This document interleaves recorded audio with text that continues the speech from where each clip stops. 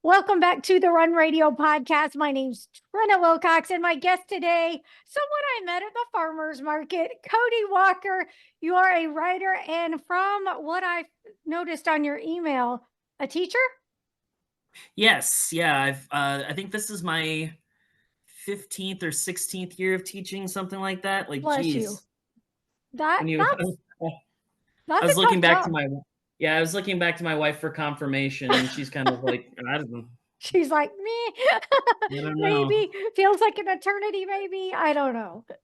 Yeah, right. So, So, so tell me about teaching, and tell me how writing has been either a part of that or just a standalone hobby. yeah, it's one of those things that I've taught. I mean, I teach English. I've taught English for a while. I only had a creative writing class for 1 year because I teach in a small district, and they kind of place you where they need you for stuff, And so, um, but when I had a creative writing class, it was such a great time of doing some exercises with students of like, this is how we describe something in a way, or here's a writing prompt to get us going, and and I only had 6 kids in that class. It was a very small class. And they could not have been better. It was such a great group of everybody was supportive of each other. They were all very talented. Hmm. And it kind of helped me too to get some confidence of I would read something to them that I was doing, and they seemed to kind of dig it. And so that was a good time of I remember my first novel that I was working on at the time, which is like a darker take on Peter Pan. I read a little bit of it to them, and they they did a great job of being critical in places of this is what we would like to read, this is what we'd be interested in, and this is what we liked of it. And so I dedicated that first book to all of them Nice. because they were just they gave me the confidence that I needed to finish the thing and then keep going. Um, and so yeah, that's about the only time that I've been able to really like bring in stuff that I've done to school. Because then after that, it's been more um, just kind of doing Kickstarters for friends and family and stuff, and then raising money like that. Um, to just to pay off like a cover artist and pay for an editor and stuff to kind of format everything and kind of help out and stuff. So Yeah, let's talk about that a little bit. Those are really mhm, good points. When I've done kids books, which I'm mhm, lucky enough that they're small enough I can handle an edit or something like that. But when you have a mhm, long novel and story themes and characters, you've got to have good proofreaders and editors, mhm, and that can it can not be great if you're the one doing all of those things for so many yeah. reasons. So when did you realize you did need to have other people involved? Um, Ever since the very beginning, Okay. like, I mean, I never really did anything on my own. My friend Ross Payton, who runs the Role Playing Public Radio podcast, that's been going for a very long time. It's is a long going RPG podcast. He always formats everything for me for KDP. Um, Yeah. he formats my covers and stuff like that. I literally could not do any of this without him. Every single book I've done, and I've done over 10. I don't even know how many I've done at this point, but every single one of them, he's helped me with. I always try to hire a cover artist and stuff that will really make the covers pop and be eye catching. I try to hire people that are just comic artists that I've always loved that I want to Hmm. work with. So Shaky Kane is kind of an indie comic guy who, oh my gosh, his art is so grotesque and weird looking, and it's Hmm. just like off putting to look at, and I love it so much. And he is the sweetest human being. He's so great. He's so fast, and he's done a couple of the covers for my books, and he's so good. Um, my my best cover, I think, probably too, is Benjamin Mara did a cover for me for my book Patchwork.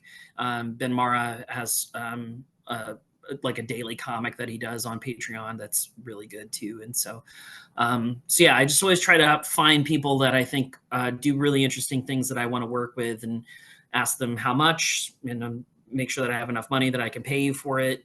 Because I just, you want to, like, I don't know, you just want to work with people, and you Yeah. just want to, like, No, it's collaborate neat in to some way. collaborate for sure.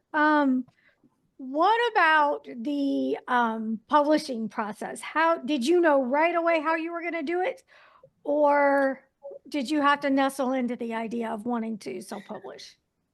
I think kind of how I fell into that was so when I was in grad school, I um, was really into writing about comics and doing like comic book criticism. Mm, And I sort of fell into a group called SequArt, which it stands for sequential art.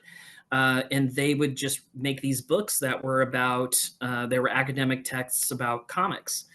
And I was like, oh, these guys are so cool. This is so fun. And I learned a lot. And then I learned that, they self-publish, like they just go through, I can't remember what it was at the time. Oh, it was Lulu. Yeah. oh, okay. Uh, yeah. So they were publishing through Lulu.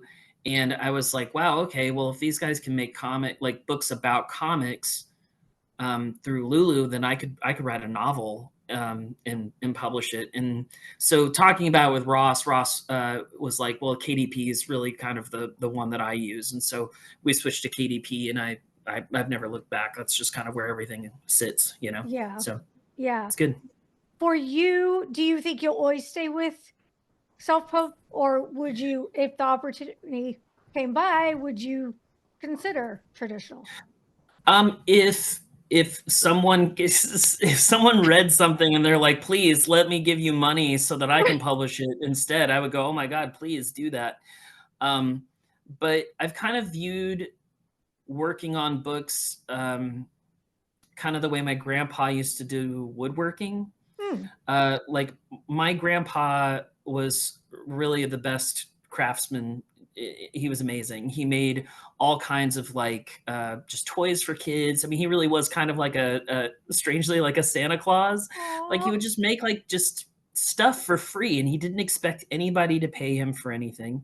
Aw. Um, he just liked making things, and it was never ever about money. And if he wanted to, he could have set up at farmers markets and sold stuff and made a lot of money. But for him, it was the act of creation and giving it to people.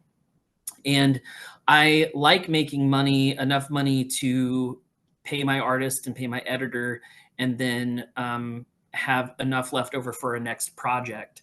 But it's not really about trying to make money or Yeah. trying to, and it's good that it's not about making money because I don't Yeah. make it. So it's Well, and that's great. something that I feel like a lot of the writing community already gets, is that you do it because you love writing or you love Yeah, storytelling, or even if you're an illustrator, it ain't about making the money. And if you're right, so lucky, then great.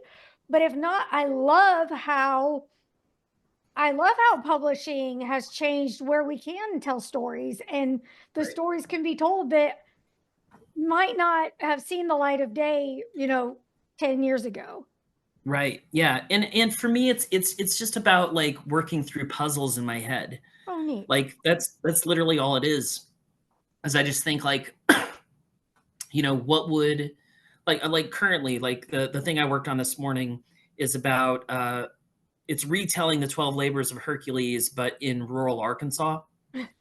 And so I just wanted to do like, and that came from a joke from class. Like literally, we would read Antigone together, and we would go through Antigone's family tree, and all the kids would go, "Oh, it's so gross. There's so much incest and all this stuff," and then I would go, "Yeah, it's a little like Arkansas, right?" And it's not nice. That's not nice. That is not nice. That's just a family Just joke. a Like my joke. dad, it's just a joke. but then I got to thinking, and it's like, boy, what if we did like the 12 labors of Hercules in Arkansas? What would that look like? Yeah. You know? And so I started working through that puzzle in my head of like, how could that work? And so I made an outline for this is what each chapter would be like. And then as time has gone on, I've altered that outline because I haven't liked I haven't liked a few Yeah. things and stuff. But today it's like I wrote the sixth labor and walked away from it just going, wow, that that worked out really well. I'm Yeah. really proud of that. That's Yeah. really good. And Neat. so yeah, it's just working out puzzles, I think, is what I think of it as. Well, I know you have a family because I met your son at the farmer's Mhm. market. Yeah. So, how does it work for you when you've got a class to teach and a curriculum to, make sure you have prepared and ready and papers to grade, family to take care of? And then where does Right. writing fit in and all of that? How do you make it work? I think a lot of times what I like to do is, oh, well, I feel like when I'm not writing, I have it's constantly going in your head anyway, Mhm. where it's like they're on the back burner, or you do it when you're mowing or when you're driving. Yeah. It's there in your head and you're working through it. And then when you finally sit down to do it, it all just comes out, you know? And while I don't have a lot of time to do it like daily, like during the school year, I still try to find time where it's like, this has to be done. Mhm. It Yeah. has to be done the way that, you go for a checkup at the dentist. You just like, you just know when it's time and you just sit down and you've got to do it. Yeah. And you've prepared so much in your head going into it that it comes out so easily. And so, I wish I could say I had some sort of magic formula for, oh, if I do it at this day and time, then it'll happen. It's like I try to set aside my Monday mornings to try and do a little bit of it. But I've been off school for almost a month now, and today was really the first day that I was like, all right, it's got to get done. Yeah. It's like this is the first time I've been able to really, really write Mhm. because I've been blocked, and so I just kind of needed to finally get it all out. So did your son start making his comics because dad was writing, or was it just on his own will that he thought, yes, I'm going to create? What was that like? We we've been making it so lo we've been making comics in some form for so long Oh, that, okay. like, I don't even remember when we started. He was I still have some of those really early comics, when he was about 3 or 4 Oh, that were just these, like, kind of, like, nonsense, very stream of consciousness things. And, I think a lot of it too came from I was trying to teach him how to focus his storytelling a bit more oh, okay. because, it's like I remember when it was when he was 5, we were really starting to be like, okay, like I go, if you want, let's make a comic together. What do you want that comic to be like? What is it about? Well, I want it to be a Mario comic. Okay, that's fine. What happens in this? We're gonna call it Bowser B's Good. Okay, Bowser B is good. Okay, like what do we do? How does Bowser become good? And so like every page, it was like we were slowly like, okay, give me the idea, and then it would be something really okay. Now they're on the moon. Like, well, no, you can't do that. Like logically, the story has to have some Yeah. progress. We have to have Yeah. these middle bits. You're wanting to do beginning and end and not have any of the middle stuff. And so it was only a couple of years of doing that before he really like he just gets it. Like he Yeah. understands how to do page beats. He understands like so perfectly how to tell a story in a certain number of pages. Oh, Like when we did our Shovel Knight comic, he was like, "Well, I want to do a Shovel Knight fan comic." I said, "That sounds great." And he goes, "I want to do one for each of the main knights in Shovel Knight." I go, "Okay." I was like, "Well, what do you want to do with that?" He goes, "All right, there'll be 4 8-page stories. The page 1 is going to be this, page 2 is this." And like in an hour, he had outlined a 32-page comic. And I goodness. was just like, And like, with like logical beats, it made sense. Like it was not like there was like very little editing on my part at all for Mhm. what needed to be done.